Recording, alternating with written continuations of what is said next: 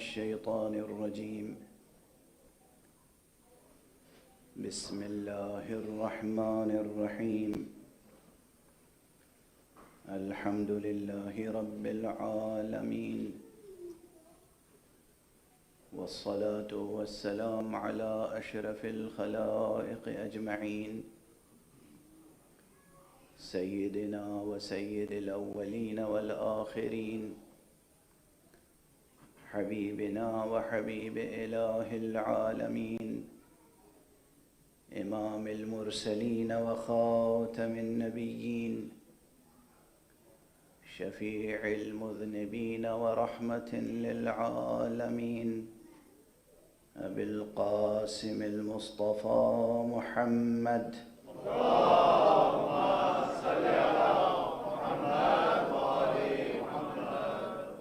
وعلى أهل بيته الطيبين الطاهرين الهداة المهديين المعصومين المظلومين، واللعنة الدائمة على أعداء الحق والدين. أما بعد، فقد قال الله تعالى عز اسمه في محكم كتابه ومتقن خطابه. بسم الله الرحمن الرحيم. إن في خلق السماوات والأرض واختلاف الليل والنهار لآيات لأولي الألباب. صدق الله العلي العظيم. اللهم صل على محمد وآل محمد. ایک اور بلند تر صلوات پڑھیں. اللهم صل على محمد وآل محمد. قرآن حکیم کی یہ آیت جسے میں نے گزشتہ شب عنوان قرار دیا تھا، لیکن گزشتہ شب گفتگو تمہید کے مرحلے میں رہی، اور آج اس آیت کریمہ کے ضمن میں اصل جو عنوان مقرر کیا گیا ہے اس پر گفتگو کا آغاز کر رہا ہوں. عنوان گفتگو اس عشرہ محرم میں ہے راز قدرت اور حسین.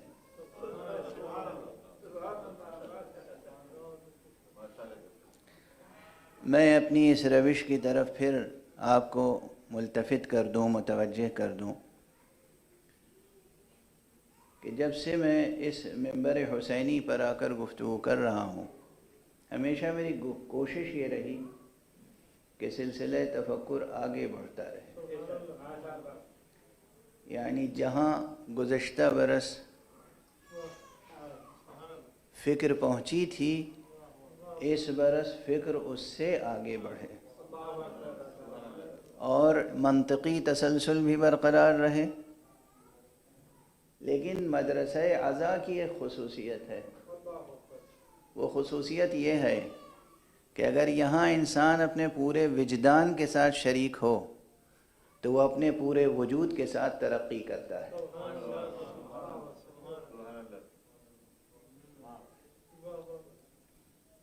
کاش یہ جملہ محفوظ رہ جائے. یہ مدرسہ حسینی ہے. یہ افلاطون اور ارسطو کا مکتب نہیں ہے. یہ مدرسہ قرآن ہے. یہ مدرسہ ختم نبوت ہے. یہ عناوین بظاہر الگ الگ ہیں، لیکن مصداق ایک ہے. آپ اسے چاہے مدرسہ اسلام کہیں، چاہے مدرسہ قرآن کہیں، چاہے مدرسہ ختم نبوت کہیں، چاہے مدرسہ ولایت کہیں، چاہے مدرسہ غدیر کہیں، چاہے مدرسہ کربلا.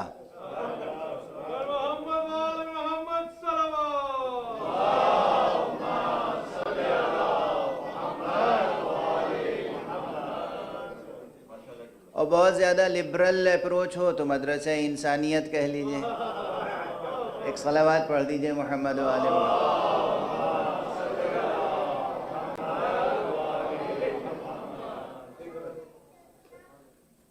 اس معنی میں لبرل نہیں کہ جو ریلیجس کے گویا متضاد اور متناقض کے طور پر استعمال ہوتا ہے، جہاں ریلیجن اور لبرلزم میں کنٹرڈکشن پیدا ہو جاتا ہے.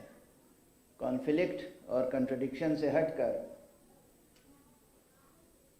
انسانی قدروں کی اگر بات کرنی ہو، انسانی عظمتوں کی بات کرنی ہو، انسانی ارزشوں کی بات کرتی ہوں، انسان کی قدر و قیمت کی بات کرنی ہو، تو پھر اس مدرسے سے بہتر آپ کو کوئی دوسرا مدرسہ ملے گا نہیں.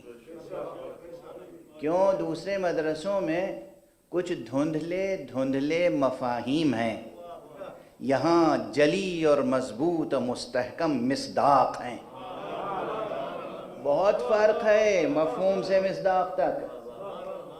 آپ ادب میں، شاعری میں، سماجیات میں، فلسفے میں، جمالیات میں لفظ محبت پڑھ لیں گے، ڈکشنری میں لفظ محبت کے مترادف دوسرے الفاظ مل جائیں گے. یہاں آپ کو مصداق محبت کا تجربہ حاصل ہوگا. اسی طرح لفظ وفا، آپ کو ڈکشنری میں لفظ وفا مل جائے گا، لفظ وفا کے مترادف الفاظ مل جائیں گے، لیکن مصداق وفا، حقیقت وفا، کن ہے حقیقت وفا جہاں مجسم ہو کے سامنے آتی ہے، وہ مدرسہ حسینی ہے.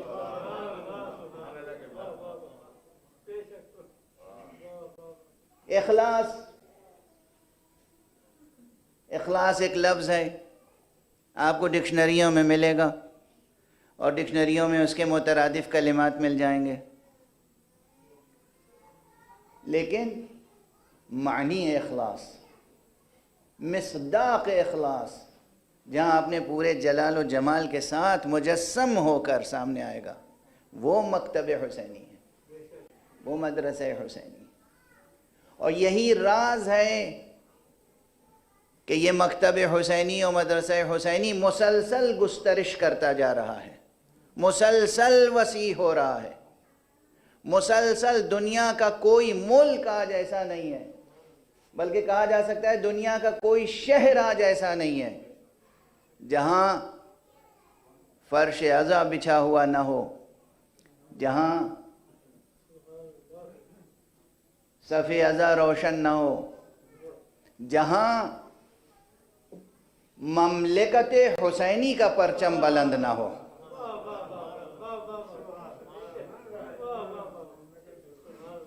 جہاں مملکت حسینی کا پرچم بلند نہ ہو. اب یہ میں بہت پہلے عرض کر چکا ہوں، تو آپ کے حافظے کو تازہ کرنے کے لیے صرف اشارہ کروں کہ حقیقتاً آپ دیکھیے، جب خدا نخواستہ دو ملکوں میں رنجش ہو تو آپ ایک ملک کا پرچم دوسرے ملک میں لہرا نہیں سکتے. اور رنجش نہ بھی ہو، دوستی ہو، تب بھی آپ کسی غیر ملک کا پرچم کسی اور ملک میں بغیر اجازت لہرا نہیں سکتے. لیکن ضمیر انسانیت سے کیسی وابستگی ہے مملکت حسینی کی. یہ وہ پرچم ہے جو دنیا میں ہر جگہ آزادی کے ساتھ بلند ہے.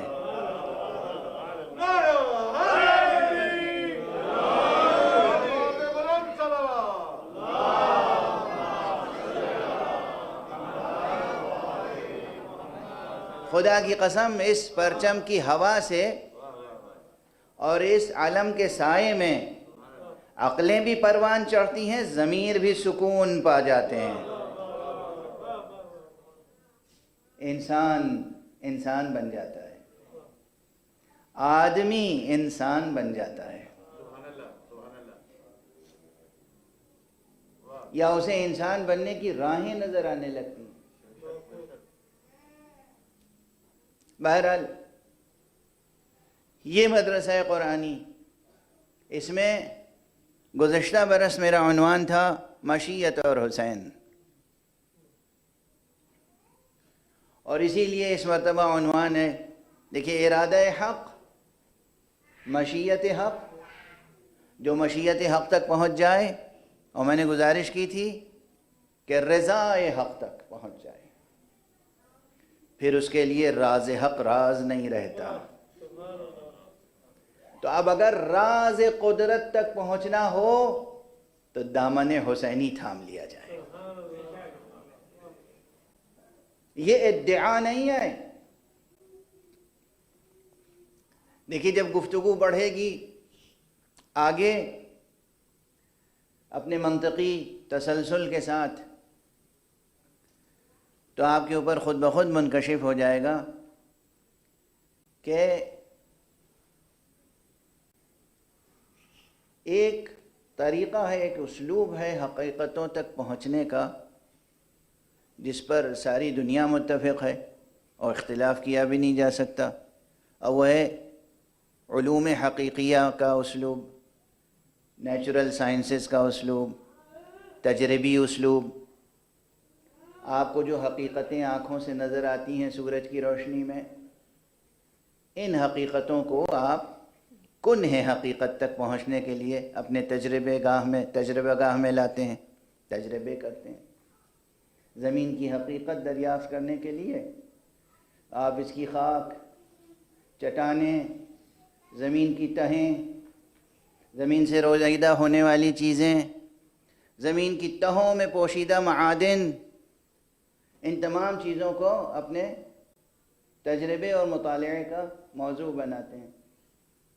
اور زمین کیا ہے، خاک کیا ہے، زمین کے اندر اور کیا کیا عناصر ہیں، ایلیمنٹس کتنے ہیں، یہ تمام آپ کی تحقیق کا موضوع بنتا ہے۔ لیکن اس کائنات میں، اور ظاہر ہے کہ کیمسٹری کی تاریخ آپ کے سامنے ہے، اور ایلیمنٹس کی دریافت کرنے کی تاریخ آپ کے سامنے ہے۔ اب یہ چیزیں 8ویں 9ویں 10ویں کلاس کے بچے بھی اچھی طرح جانتے ہیں، اور جو لوگ سائنس کے اسٹوڈنٹ نہیں ہیں، کسی دوسرے شعبے میں کام کرتے ہیں، لیکن ان کی جنرل نالج اگر اچھی ہے، معلومات عامہ اگر اچھی ہے، تو وہ اخبارات کے ذریعے سے، معتبر اخبارات کے ذریعے سے، اپنے عام مطالعے کے ذریعے سے بہت سی ایسی سائنسی اور علمی حقیقتوں سے آشنا ہیں۔ ان تمام حقیقتوں کو، ان تمام مطالعات کو سامنے رکھنے کے باوجود آپ اگر صف اول کے محققین سے ملیں، اور ایسے محققین سے جن کے اندر نعوذ باللہ خدا اور مذہب سے عناد نہ پایا جاتا ہو، یہ ایک بڑی شرط ہے۔ اور میں افسوس کے ساتھ عرض کر رہا ہوں کہ لوگ یہ کہتے ہیں، عام طور پر پروپیگنڈا یہ ہے کہ دین نعوذ باللہ تعصب سکھاتا ہے، اور میرے تجربے میں یہ بات ہے کہ جو لوگ منکرین خدا ہیں، ملحدین، ان کے اندر دین کے خلاف کچھ زیادہ ہی تعصب پایا جاتا ہے۔ تعصب، سننا نہیں چاہتے خدا کا نام، ذکر خدا، دعوت الہیہ، انبیاء اور اوصیاء انبیاء، یعنی دین کی باتیں سننا ہی نہیں چاہتے، بلکہ اپنے پورے وجود کے ساتھ اپنی تمام تر کوششیں صرف کرتے ہیں کہ وہ ان تذکروں کو مٹا دیں، اور انسان کو، وہ انسان جو سرمایہ یقین رکھتا ہے، اس سے وہ اس کا سرمایہ یقین چھین لیں، سلب کر لیں، شک اور شبہے میں مبتلا کر دیں، انکار تک پہنچا دیں۔ بس ایک جملہ عرض کروں گا اس موقع پر، مدرسہ حسینی میں ہیں بیٹھے ہوئے آپ، انکار دو طرح کا ہوتا ہے۔ اگر انکار حق اور حقیقت کا ہو تو وہ انکار کبھی کام نہیں آئے گا، اگر انکار حق کا کیا جائے، حقیقت کا کیا جائے، تو وہ انکار ہرگز سود مند نہیں ہوگا، لیکن اگر انکار باطل کا کیا جائے، اگر انکار باطل کا کیا جائے تو پھر یہی وہ انکار ہوگا جس پر پورے سرمایہ یقین کی بنیاد رکھی جائے گی۔ باطل کا انکار وہ حجر اساس ہے، وہ بنیاد کا پتھر ہے جس پر حق اور حقیقت کے اعتراف کی بنیاد قائم ہوتی ہے۔ اسی لیے ہمارے کلمے کی بنیاد لا سے شروع ہوتی ہے، لا الہ الا اللہ، کوئی باطل معبود نہیں ہے مگر اس معبود برحق کے۔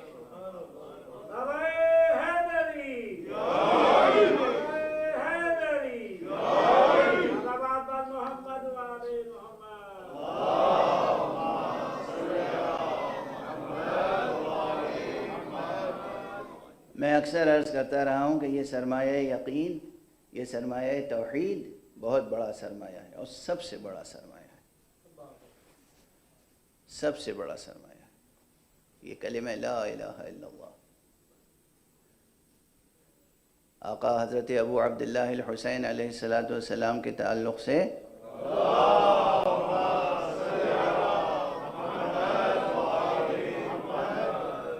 مشہور مفکر شاعر علامہ اقبال کا یہ شعر فارسی کا بہت مشہور ہے، زبان زد عام ہے کہ نقش الا اللہ بر صحرا نوشت، سطر عنوان نجات ما نوشت۔ آقا حسین ہی کی ذات گرامی وہ ہے کہ جنہوں نے اپنے پاکیزہ لہو سے دامن صحرا پر نقش الا اللہ مرتسم کیا اور ہمارے لیے نجات کی راہ روشن فرمائی۔ یہ علامہ اقبال جیسے عظیم مفکر نے اس کا اعتراف کیوں کیا؟ جنگ کربلا برپا کیوں ہوئی تھی؟ انکار حسین کی بنیاد پر نا۔ یہ کس چیز کا انکار تھا؟ باطل کا انکار، طاغوتیت کا انکار، طاغوت وقت کا انکار۔ اور پھر اپنا یہ چھوٹا سا جملہ دہرا دوں کہ اس کے سامنے کھڑے ہو کر انکار کر رہے تھے جو وحی کا منکر تھا اور قرآن سے بیعت لینا چاہتا تھا، خود وحی کا منکر تھا، خود وحی کا منکر تھا اور قرآن سے بیعت لینا چاہتا تھا۔ جن حضرات کی نظر تاریخ پر ہے وہ جانتے ہیں، اور بفیض مجالس حسینی یہ بات بار بار دہرائی جاتی ہے اور دہرائی جاتی رہنی چاہیے، اور انشاءاللہ دہرائی جاتی رہے گی تاکہ حقیقتیں مسخ نہ ہوں، تاریخ افسانہ نہ بن جائے، افسانہ تاریخ نہ بن جائے۔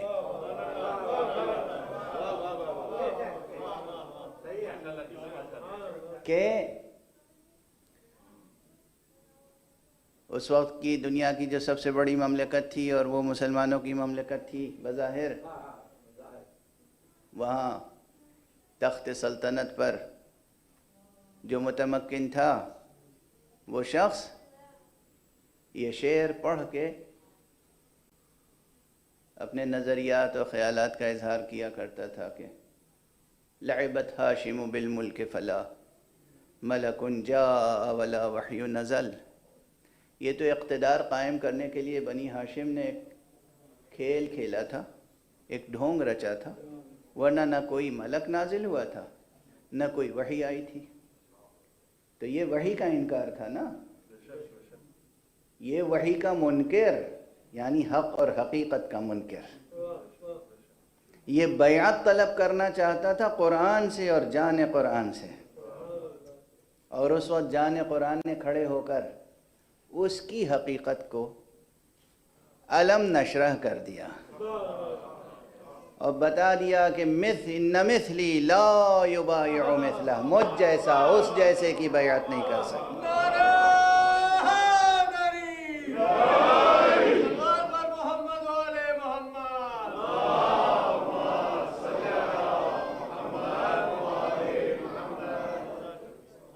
دیکھیے آپ کو بتاؤں حق اور حقیقت کی تاثیر کیا ہوتی ہے، سچ کی تاثیر کیا ہوتی ہے، سچ کی، حق کی، حقیقت کی تاثیر یہ ہوتی ہے۔ ابھی جو جملہ میں نے عرض کیا ہے آپ کے سامنے، ان مثلی لا یبایع مثلہ، یہ خود یہ جملہ اور اس کا ترجمہ کروڑوں بار آپ سن چکے ہیں، آپ میں سے ہر ایک کروڑوں بار سن چکے ہیں، کوئی نیا فقرہ میں نے نہیں آپ کے سامنے پیش کیا، مگر خدا کی قسم جب بھی آپ سنتے ہیں تو بے ساختہ داد آپ دیتے ہیں، ایک سرور حاصل ہوتا ہے، ایک حظ حاصل ہوتا ہے، ایک روشنی نظر آتی ہے، ایک روشنی نظر آتی ہے۔ کیوں یہ روشنی نظر آتی ہے؟ خدا کی قسم یہ اس دہن مبارک سے نکلا ہوا جملہ ہے جس دہن جو ہے پیکر نور، یہ سورج کا چراغ بجھ جائے گا مگر وہ عصمت کا چراغ بجھنے والا نہیں آئے۔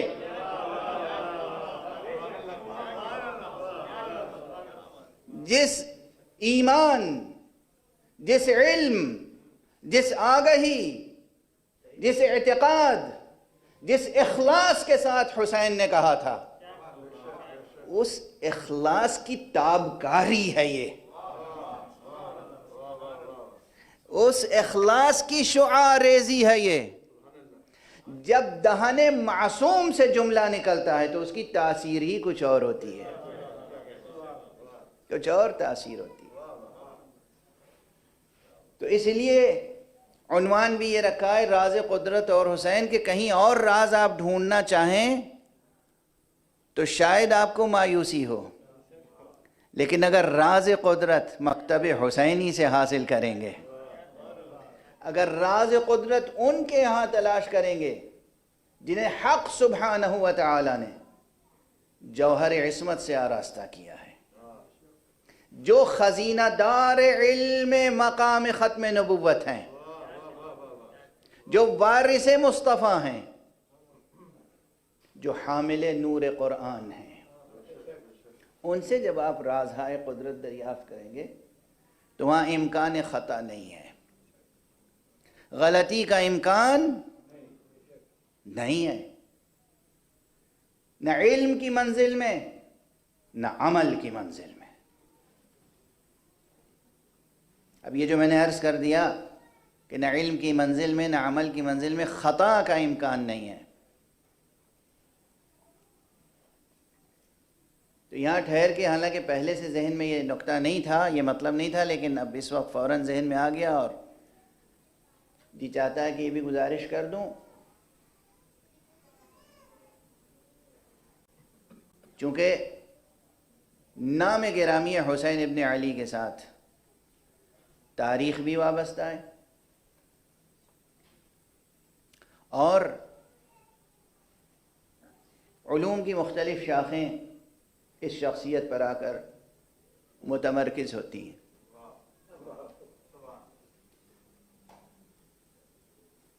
تو تاریخ سے متعلق یہ جو تاریخیں لکھی گئی ہیں، عمومی تاریخیں،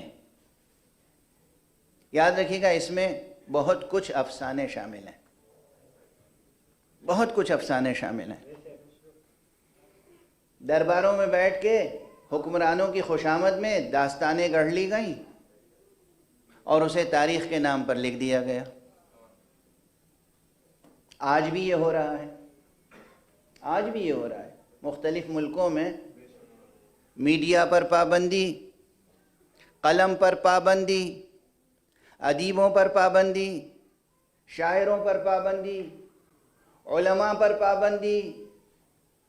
علماء اگر تحقیقی تاریخ کے حوالے سے بھی کچھ کہیں انہیں زندانوں میں ڈال دیا جاتا ہے۔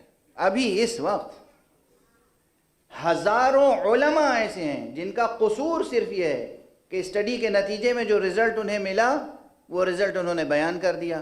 حکمراں جماعت راضی نہیں تھی اس رزلٹ سے تو ان علماء کو زندانوں میں ڈال دیا گیا.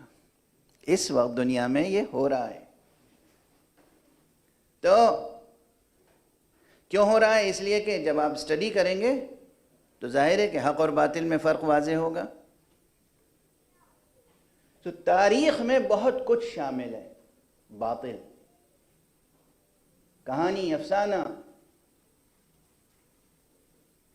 اور اگر صرف تاریخ پر انسانوں کی لکھی ہوئی، بلکہ میں کیا کہوں، ضمیر فروش انسانوں کی لکھی ہوئی، قلم فروش، سخن فروش انسانوں کی لکھی ہوئی تاریخ، اگر اس پر آپ اعتماد کریں گے تو حقیقت تک آپ نہیں پہنچ سکیں گے.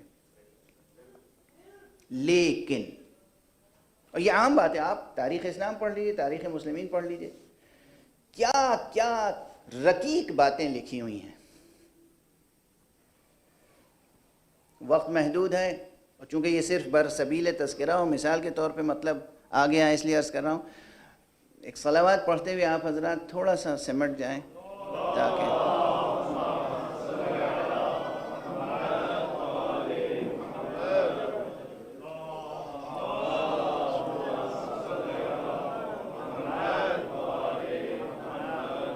جزاکم اللہ. یہ مجھے کہنے کی ضرورت نہیں ہے کہ آپ جس جذبے سے آئے ہیں، یہ یقین رکھیے، یہ فرش عزا، یہ فضائے مجلس، یہ علم کا سایہ، یہ آپ کی شفا و صحت و زندگی کا ضمانت دار ہے. اس لیے ہر طرح کا خوف دلوں سے نکال دیجئے. احتیاطیں اپنی جگہ ہیں، جو ظاہری احتیاطیں ہیں کر لیجئے، اس کے علاوہ کسی خوف کو اپنے دل و دماغ میں جگہ نہ دیں. ایک بلند صلوات پڑھیں محمد وآلہ.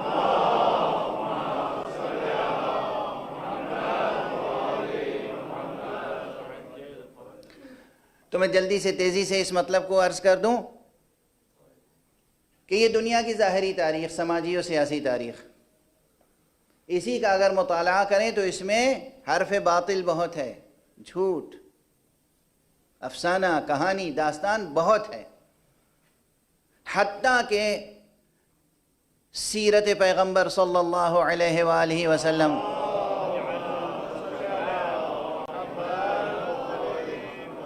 کے نام پر لکھی جانے والی کتابوں میں کتنی ضعیف روایتیں ہیں، کتنی روایتیں ہیں جن کو خود علماء اسلام اسرائیلیات کے ضمن میں رکھتے ہیں. اسرائیلیات، اس وقت بھی اسرائیلیات کی ایک مصیبت تھی اور اب بھی اسرائیلیات کی ایک مصیبت ہے. ایک صلوات پڑھ دیجئے محمد وآلہ.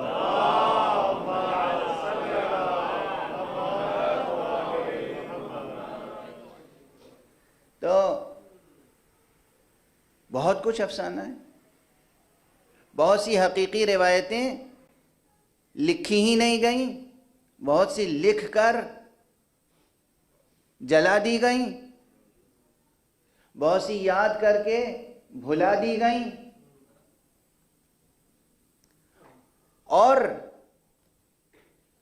حضور علیہ الصلوۃ والسلام کے پاک و پاکیزہ اور منزہ اور نفیس اور لطیف اور نورانی کردار پر ایسے ایسے واقعات بیان کیے گئے کہ ایک مومن، ایک مسلم اور ایک صحیح الفکر اور سلیم الطبع عام انسان بھی قبول نہیں کر سکتا کہ اللہ کی طرف سے آنے والا ایک پیغمبر، ایک نبی، ایک ہادی، ایک رہبر، بھلا وہ کیا اس طرح کا اقدام بھی کر سکتا ہے؟ کیا وہ یہ بھی ارشاد فرما سکتا ہے؟ کیا وہ یہ تعلیم بھی دے سکتا ہے؟ تو یہ سب کیا ہے؟ ضعیف روایتیں، غلط روایتیں، اسرائیلیات، بہت کچھ تاریخ میں موجود ہے. اور یہاں تک کہ متواتر حدیثوں میں سے ایک حدیث یہ ہے، متواتر یعنی اب اس کا اجمالی جو ہمارے ہاں ایک تعریف ہوئے کہ جس پر یقین ہو کہ ہاں حضور علیہ الصلوۃ والسلام نے یہ فرمایا ہے، یقین حاصل ہو جائے. متواتر حدیثوں میں سے یہ ہے کہ خود رسول اللہ صلی اللہ علیہ وآلہ وسلم نے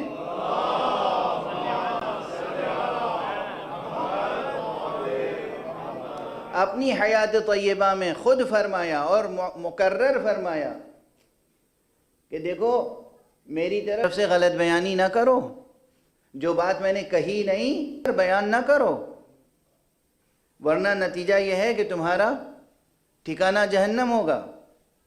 حضور نے خود اعلان کر دیا کہ میرے اوپر بہت سی حدیثیں منسوب کر دی گئی ہیں۔ تو جب حضور علیہ الصلوۃ والسلام کی حیات طیبہ سے یہ شروع ہو گئی کارروائی، اور اس کے بعد جو بھی تخت اقتدار پر آیا اس نے اپنے مزاج کے مطابق تاریخ لکھوائی۔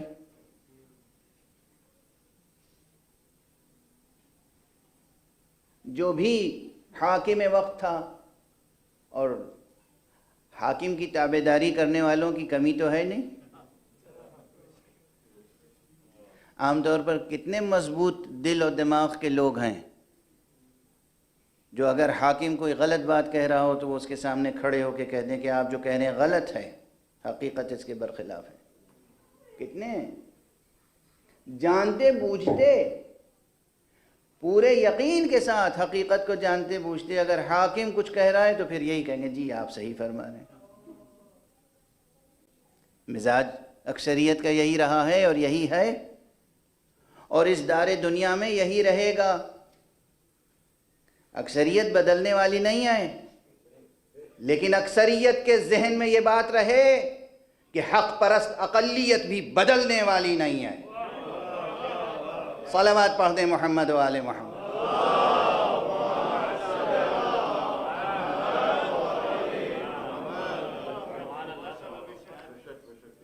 ہمیں کوئی خوش فہمی نہیں ہے، ہمیں معلوم ہے کہ اکثریت ایسی ہی ہے۔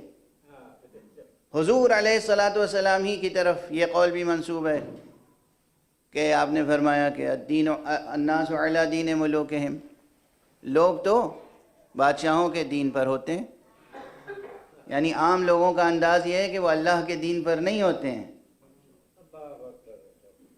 وہ رسول خدا، نبی خدا، حجت خدا، ولی خدا، ان عناوین کی ان کے دل و دماغوں میں زیادہ اہمیت و قدر شناسی نہیں ہوتی۔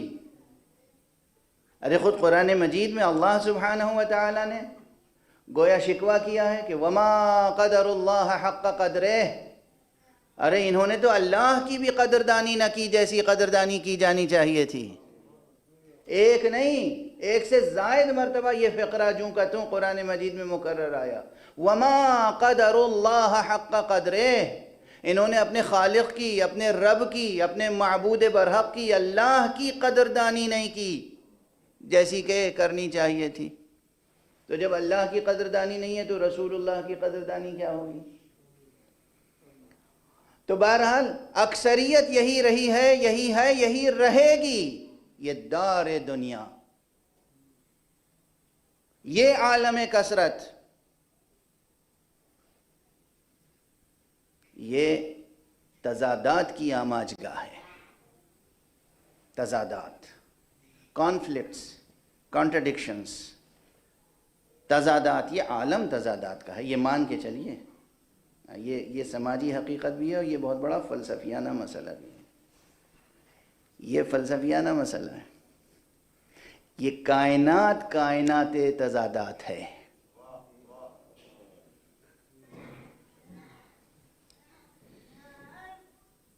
وقت کی پابندی ہے، ورنہ اس عنوان کو واضح کرنے کے لیے، چونکہ یہ سب اسرار کائنات سے تعلق رکھتے ہیں، اسرار حیات، اسرار تاریخ، اسرار حکمت۔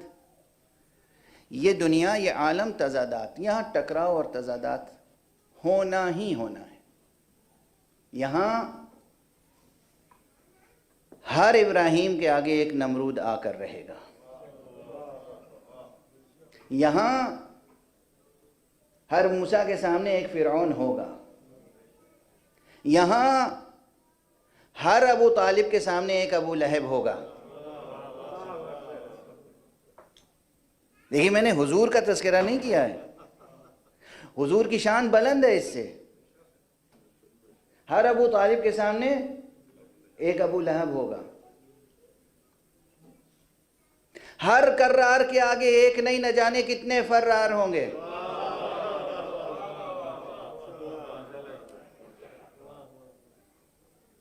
ہر صاحب حق اور حق پرست کے سامنے نہ جانے کتنے باطل پرست ہوں گے.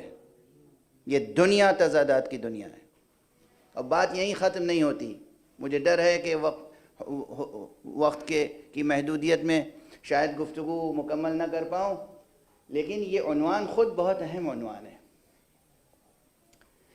اسے مان کے چلنا ہے کہ یہ کائنات، یہ دنیا ہے تضادات کی.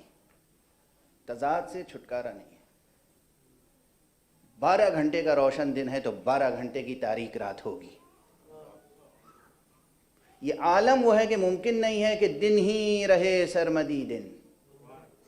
یہ عالم وہ عالم نہیں ہے کہ جہاں رات رہے خنک اور ٹھنڈی رات اور وہ سرمدی ہو جائے. اس زمان و مکان کے شرائط میں گویا مجھے کہنے دیجئے اپنے انداز سے بنیادی شرط تضاد ہے. شاید اس عنوان کو اس طرح سے کسی نے بیان نہ کیا ہو آپ کے سامنے. اور صرف یہی نہیں، اب آ گئی یہ بات تو کہہ لینے دیجئے، صرف یہ اہم علمی بحث ہے جو سماجیات سے لے کر، معاملات سے لے کر، فقہیات سے لے کر اور حکمت و فلسفے تک اور عرفان تک جاری و ساری ہے. جہاں تضاد کا کوئی نام و نشان نہیں، وہ صرف عالم ہو ہے. وہ عالم وحدت ہے، وہ حقیقت توحید ہے.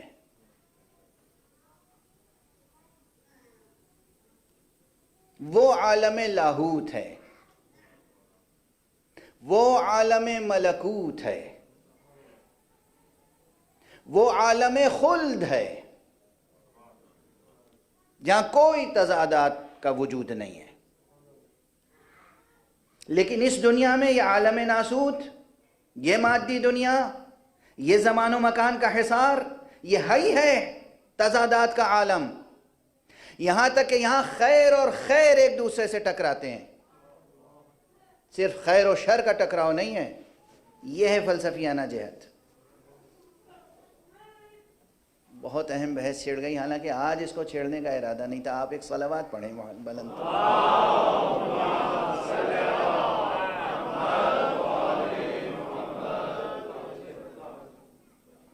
آمادہ ہیں سننے کے لیے؟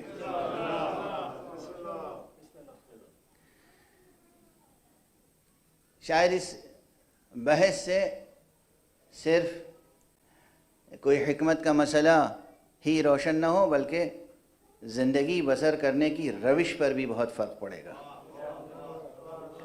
اور حکمت وہی حکمت ہوتی ہے جو زندگی بسر کرنے کا سلیقہ سکھا دے. فلسفہ صرف لفظی گورکھ دھندے کا نام نہیں ہے.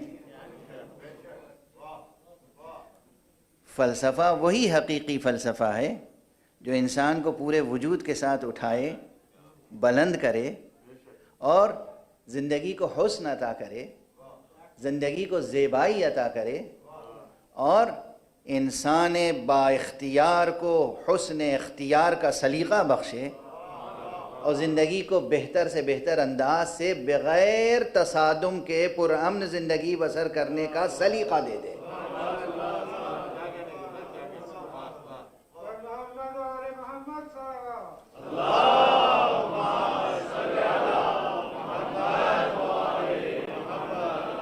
اب دیکھیے، اگر یہ ایک چھوٹا سا نقطہ روشن ہو گیا، اگر روشن ہو گیا تو کوئی بھی روشن نقطہ چھوٹا نہیں رہ جاتا. پھر روشنی کبھی چھوٹی نہیں ہوتی، روشنی پھیلتی چلی جاتی ہے. اندھیرے کے بڑھنے سے روشنی کو گھٹتے میں نے نہیں دیکھا، روشنی کے آنے سے اندھیرے کو کٹتے دیکھا ہے. گھوپ اندھیرا ہو لیکن وہاں ایک شمع جلا دیجئے، تاریکی کا دامن چاک چاک ہو جائے گا۔ تو بس روشنی کی طرف تشریف لائیں، روشنی کی طرف سفر جاری رکھیں، اسے مان لیں یہ کائنات، یہ تضادات کی کائنات ہے۔ اس لیے زبان مبارک خاتم النبیین محمد مصطفیٰ صلی اللہ علیہ وآلہ وسلم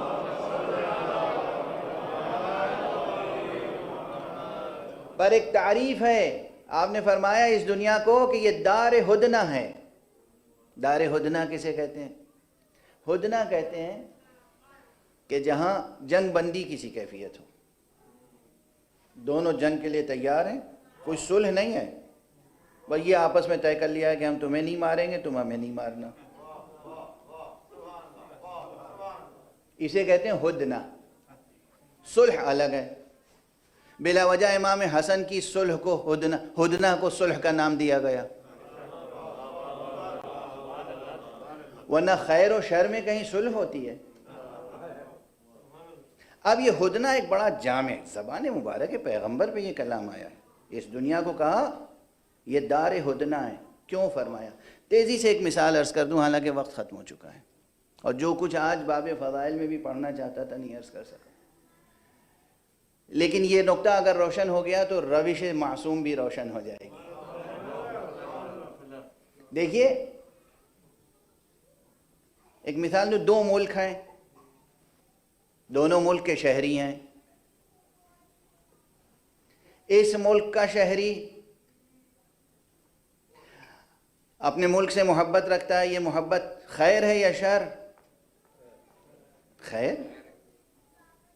حب وطن جزو ایمان ہے، یہ اسلام ہی کا اعلان نہیں ہے، تقریباً ہر دین اس کو تسلیم کرتا ہے۔ انسان کو اپنے وطن سے محبت ہوتی ہے۔ یہ اور بات ہے کہ جو حدیث میں وطن کا ذکر ہے وہ کوئی اور وطن ہے، یہ بھی خیال رہے۔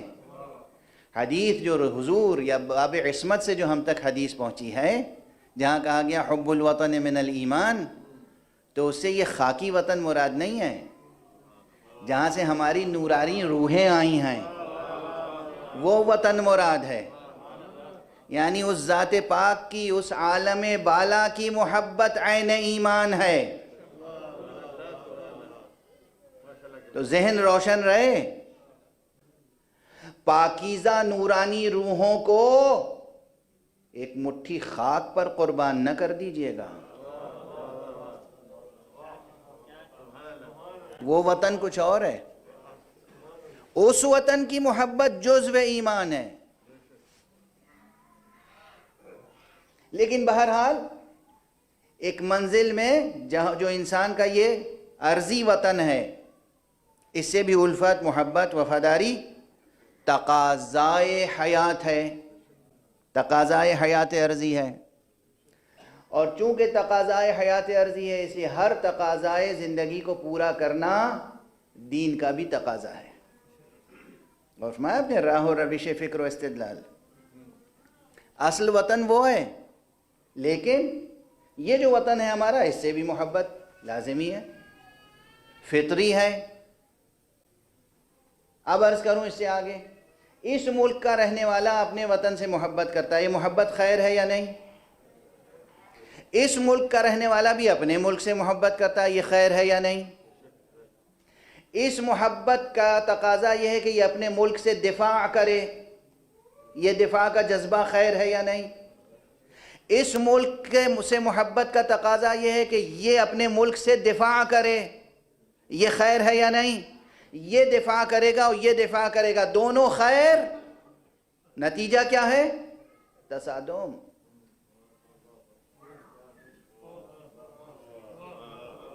نتیجہ کیا ہے؟ تصادم، ٹکراؤ، جنگ، خون ریزی، ہلاکتیں۔ یہاں والا یہاں کے مرنے والوں کو ہلاک کہے گا، اپنے مرنے والوں کو شہید،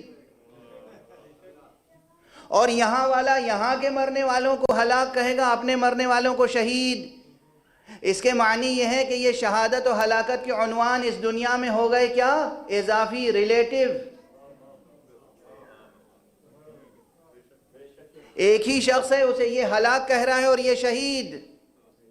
توجہ رکھیے گا، یہ ہے عالم تضادات کا، اس پورے عالم میں ہر زندگی کے ہر شعبے میں تضادات ہیں، اور اسی لیے ہر ریئلٹی، ہر آبجیکٹ ریلیٹیو ہو کے رہ گیا ہے، اور ہر آبجیکٹیویٹی میں سبجیکٹیویٹی داخل ہو گئی۔ غور فرما رہے ہیں آپ؟ یہ جو عالم ہے، عالم تضادات، یہاں ہر چیز جہاں ریلیٹیو ہو جائے، وہاں کوئی ایبسلوٹلی ایسا کردار پیدا ہو جائے جسے کوئی بھی ایسا نہیں ہے جو شہید نہ کہے۔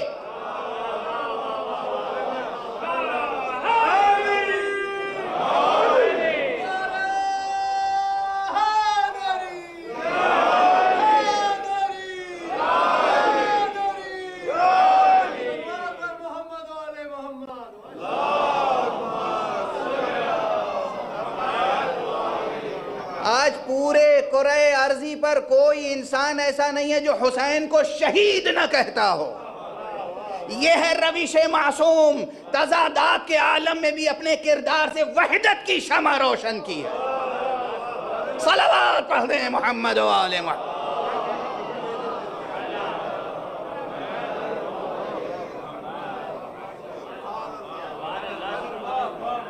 ایک اور بلند تر صلوات پڑھ دیں محمد۔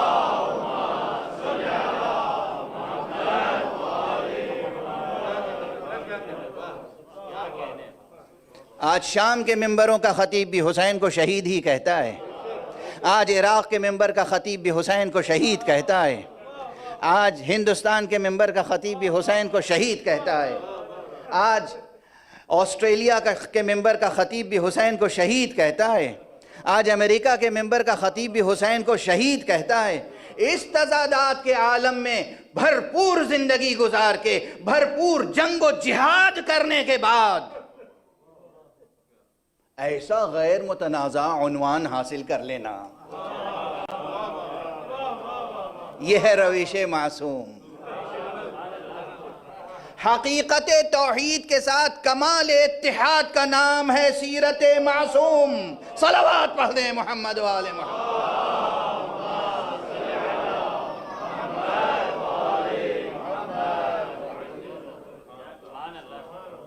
حقیقت توحید کے ساتھ کمال اتحاد کا نام ہے سیرت معصوم۔ جہاں دنیا کے تضادات، کانفلکٹس سب اپنی اپنی حدوں میں رہتے ہیں، اور ان کا دامن ہمیشہ تضادات سے بلند رہتا ہے۔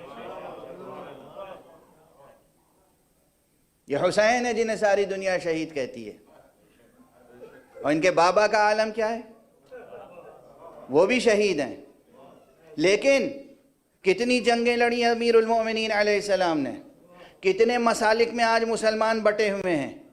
کچھ بھی ہو، کتنا ہی اختلاف ہو، مگر ساری بحثیں کرنے کے باوجود، چاہے وہ جنگ جمل ہو، چاہے وہ جنگ صفین ہو، چاہے وہ جنگ نہروان ہو، ہر مکتب کا محقق، محدث، فقیہ، مجتہد کہتا یہی ہے، جو کچھ بھی ہو مگر حق علی کے ساتھ تھا۔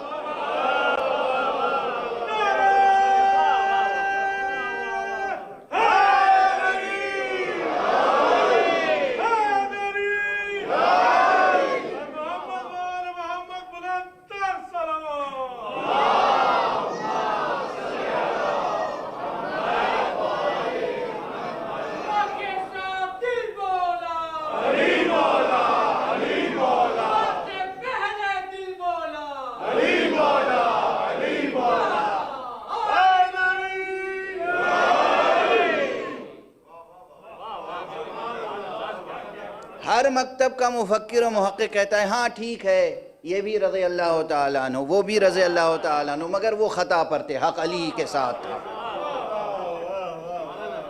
بس عام انسانوں میں اور نبی میں فرق یہ ہے، سب نے خوب تجربے کر کے، جنگوں میں جا کے، لڑائیاں لڑ کے، جان دے کر، محنت کر کے، تاریخ کا مطالعہ کر کے کہا حق علی کے ساتھ ہے۔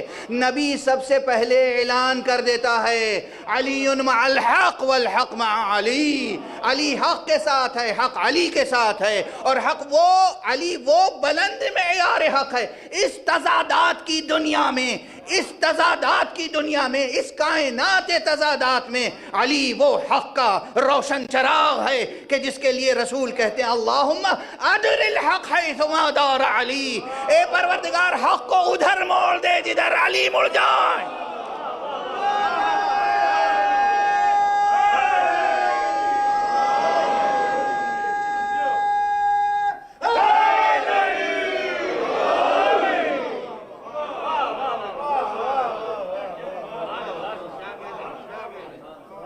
آپ سمجھیں ان کی شخصیتیں کیسی معجزہ تھیں۔ میں نے عرض کیا پورے علمی اور حکیمانہ ذمہ داری کے ساتھ، طالب علمانہ ذمہ داری کے ساتھ، ایک فلاسفیکل ریئلٹی ہے، ایک حکیمانہ حقیقت ہے، یہ عالم کثرت ہے، عالم تضادات، لیکن اہل وحدت وہی ہے، معصوم وہی ہے جس کے زیر پا تمام تضادات کچل دیے جائیں۔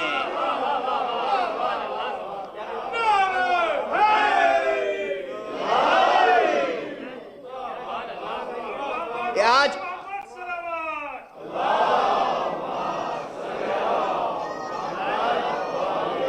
میں ہر طرح کے مسلکی اختلاف سے بلند ہو کے آپ کو خود چیلنج کر رہا ہوں، آپ خود مطالعہ کریں۔ آج دنیا میں جو بھی ہے وہ کہتا ہے علی حق پر تھے، علی حق پر تھے، حسین حق پر تھے، حسین شہید تھے، اور جو شخص کہیں اس کے برخلاف کہتا ہے پوری دنیا خود اسے کہتی ہے تو ہے باطل، تو ہے جاہل، تو ہے باطل پرست، تو ہے فتنہ اور فتنہ پرداز۔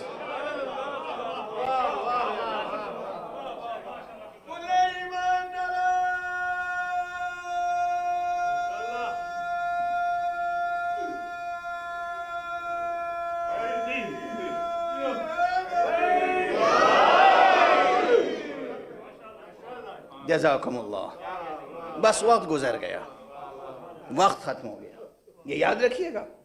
یہ فصل شاید اس سے پہلے میں نے کبھی گزارش نہیں کی، اور شاید ہی کسی نے گزارش کی ہو۔ یہ عالم تضادات ہے،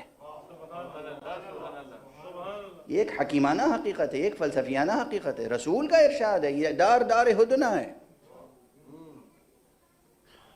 دار ہدنہ کے معنی یہ ہے کہ آپ بھی حق پر ہیں، آپ بھی حق پر ہیں، پھر بھی خیال رکھیے گا حق پہ رہتے ہوئے بھی دونوں کا ٹکراؤ ہو سکتا ہے۔ وہاں روش ایسی اختیار کرنی ہے کہ بالآخر حق پر آپ کہلائیں۔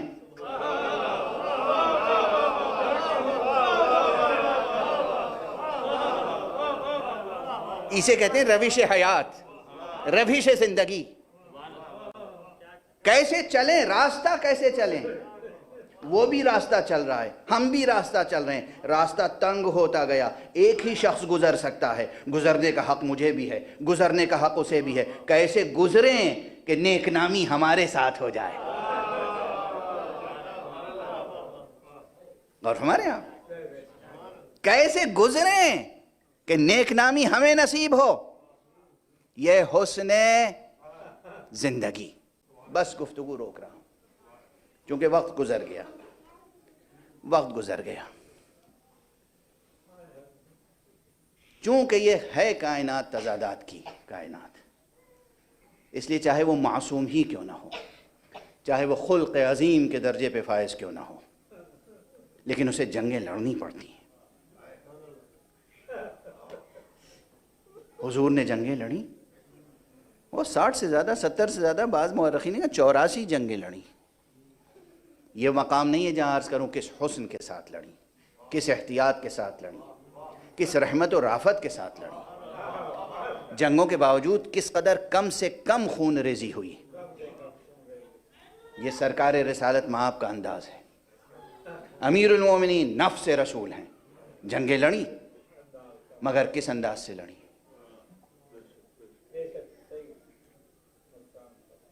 حسین ابن علی نے بھی جنگ کی،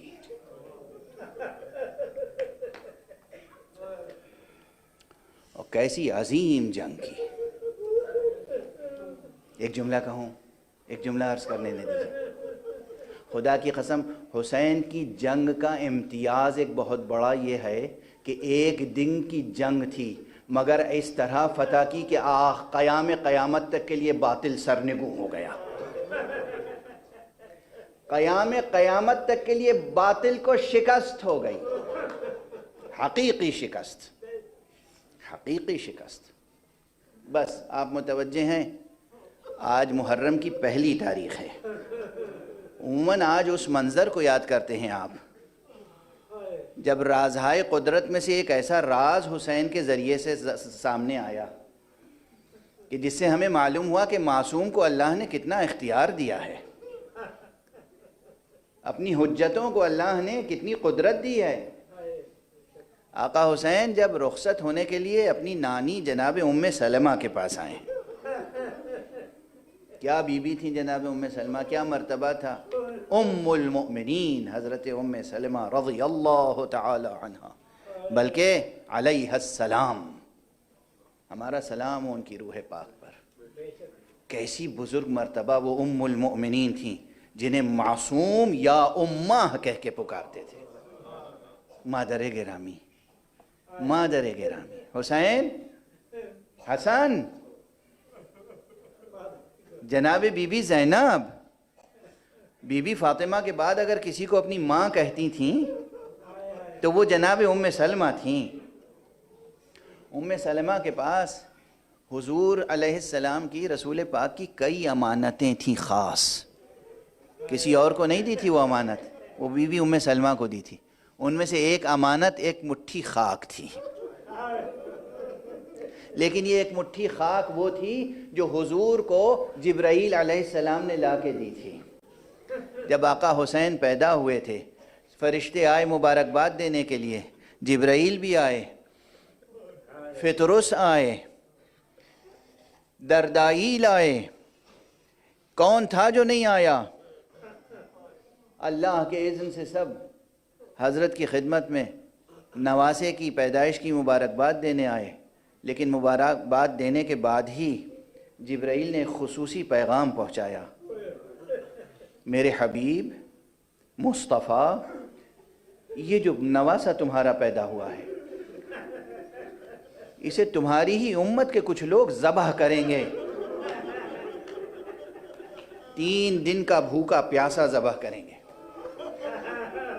اس کو یہ قربانی میری توحید کی راہ میں پیش کرنی ہوگی، قرآن کی حفاظت کے لیے، دین کی حفاظت کے لیے۔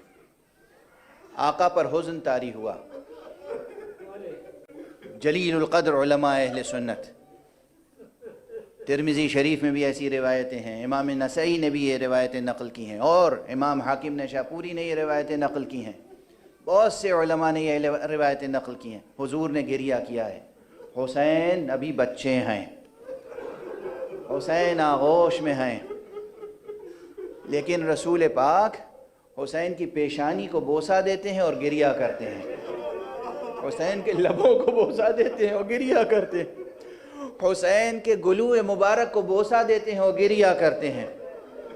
حسین، ننھے سے حسین کرتا پہن کے آتے ہیں، ان کے گلے کے بٹن کھولتے ہیں، گویا تکمے کھولتے ہیں، سینے کو کھول کے بوسہ دیتے ہیں، اللہ، اور منبر پر اپنے ساتھ لے کر بٹھاتے ہیں اور کہتے ہیں ہذا حسین فعرفو، یہ میرا حسین ہے، اسے پہچان لو۔ اجرکم علی اللہ، اجرکم علی اللہ۔ ان جملوں میں کتنی المناکی ہے، آپ محسوس کر رہے ہیں۔ جو معرفت نہیں رکھتے، جو سابقہ نہیں رکھتے اس ذکر کا، وہ نہیں سمجھ پائیں گے۔ انشاءاللہ تفصیلات عرض کی جائیں گی اور بہت سے ممبروں سے عرض کی جا رہی ہیں۔ یہ تو موسم ہی موسم عزا ہے، یہ ایام عزا ہیں، یہ محرم کا مہینہ ہے، اور محرم کی شروع کی 10 تاریخیں یہ وہ ہیں جن کی اللہ نے قرآن میں قسم کھائی ہے، والفجر ولیال عشر والشفع والوتر، انہی شب و روز کی قسم کھائی ہے حق سبحانہ و تعالی نے۔ یہ بہت عظیم شب و روز ہیں۔ حسین آغوش پیغمبر میں حضور گریہ کر رہے ہیں، اور پھر اسی طرح ایک مناسبت ایسی آئی کہ جبرائیل ایک دن آئے، ایک مٹھی خاک لے کر آئے، رسول اللہ اسے رکھ لیجئے۔ یہ کہاں کی خاک ہے جبرائیل؟ یہ اسی نشیب کی خاک ہے۔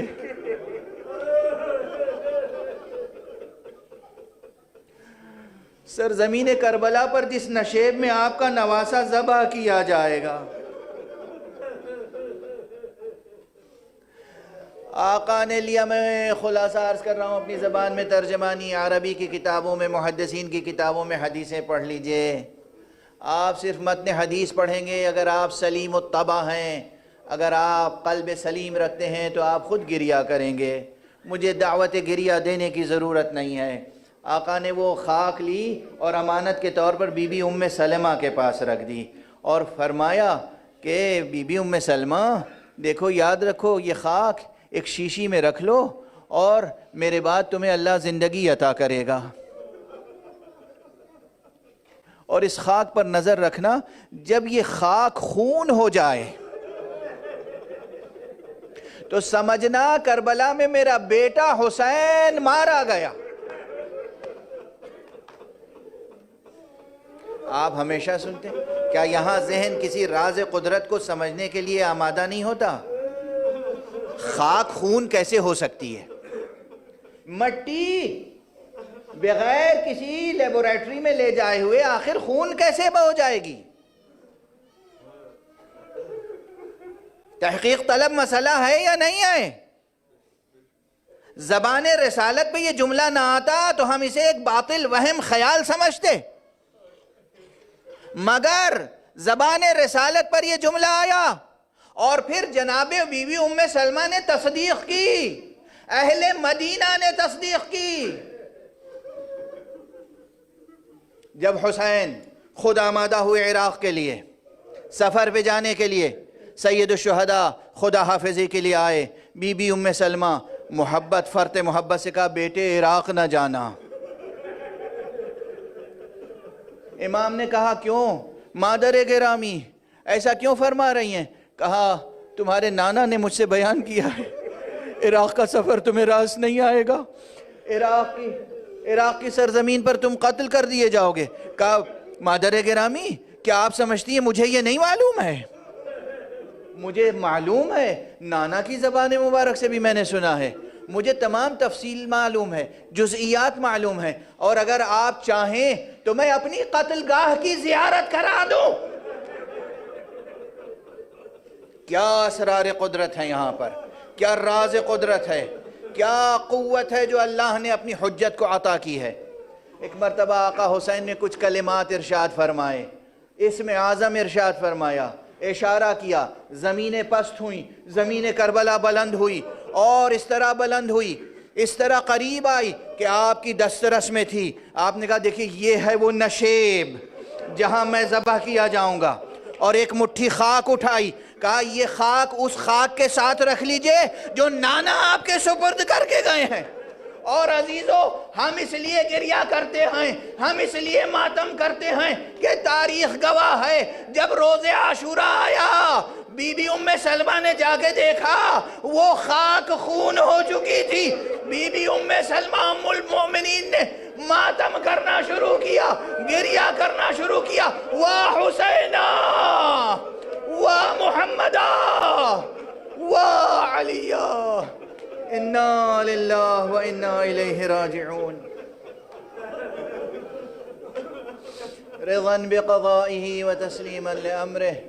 پروردگار ہمیں علوم قرآن اور معارف اہل بیت سے آشنا فرما، پروردگار ہمیں قرآن اور سنت طیبہ مصطفیٰ کا پابند بنا، پروردگار ملت اسلامیہ کو ملت قرآن بنا دے، معبود ہم سب کو افراد امت قرآن میں قرار دے، پروردگار فیضان نورانیت قرآن اور اپنی رحمانیت کو اور فیضان ختم نبوت کو تمام عالم بشری، تمام عالم انسانیت کے لیے عام فرما، پروردگار معبود ہمارے سروں پر علماء اعلام کا، علماء حق کا، مرجعیات حقہ کا، مرجعیات صادقہ کا سایہ برقرار رکھ، ان کو اپنی حفظ و امان میں رکھ، پروردگار آیت اللہ العظمیٰ سیستانی کو اپنی حفظ و امان میں رکھ، پروردگار حضرت ولی فقیہ کو اپنی حفظ و امان میں رکھ، پروردگار جہاں جہاں بھی ہم حسین کے ماتمی ہیں، جہاں جہاں بھی حسین کے عزادار ہیں، ان کو اپنی خاص حفظ و امان میں رکھ، پروردگار اپنے ولی آخر کو اذن ظہور عطا فرما، اور ان کے ہاتھوں سے اپنی رحمت و رافت و عدالت کا پرچم لہرا دے. ماتم حسین.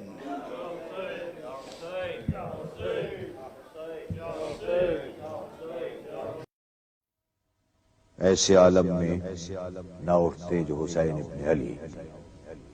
مٹ گیا ہوتا زمانے سے وہیں دین